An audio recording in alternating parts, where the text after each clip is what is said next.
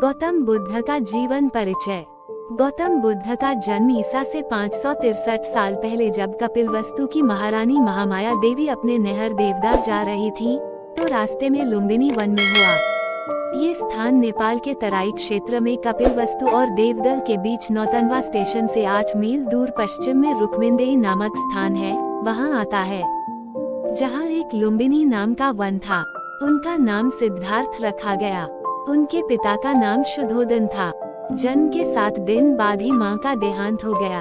सिद्धार्थ की मौसी गौतमी ने उनका लालन पालन किया। सिद्धार्थ ने गुरु विश्वामित्र के पास वेद और उपनिषद तो पढ़े ही, राजकाज और युद्ध विद्या की भी शिक्षा ली। कुश्ती, घुड़दौड़, तीर कमान, रथ हाँकने में कोई उसकी बराबरी नहीं कर पाता। सिद्धार्थ के मन में बचपन से ही करुणा भरी थी।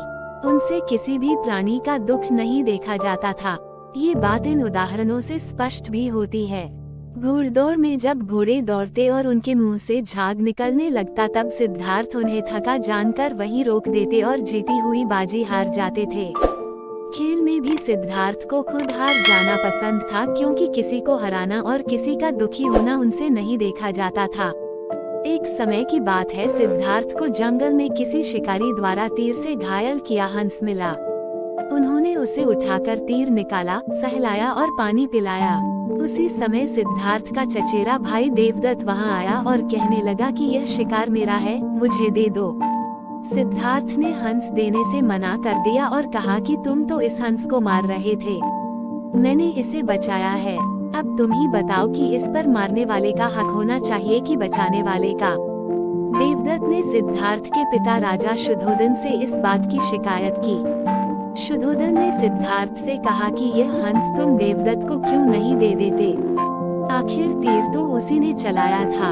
इस पर सिद्धार्थ ने कहा, पिताजी, ये तो बताइए कि आकाश में उड़ने वाले इस बेकसूर हंस पर तीर चलाने का उसे क्या अधिकार था। हंस ने देवदत्त का क्या बिगाड़ा था? फिर उसने तीर क्यों चलाया, क्यों इसे घायल किया? मुझसे इस प्राणी का दुख देखा नहीं गया, इसलिए मैंने तीर निकालकर इसकी सेवा की, इसके प्राण बचाए। हक तो इस पर मेरा ही होना चाहिए। राजा शुद्धोदन को सिद्धार्थ की बात जंच गई।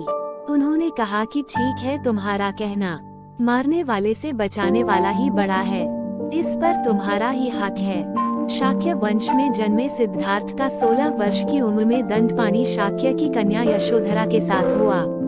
राजा शुद्धोदन ने सिद्धार्थ के लिए भोग विलास का भरपूर प्रबंध कर दिया।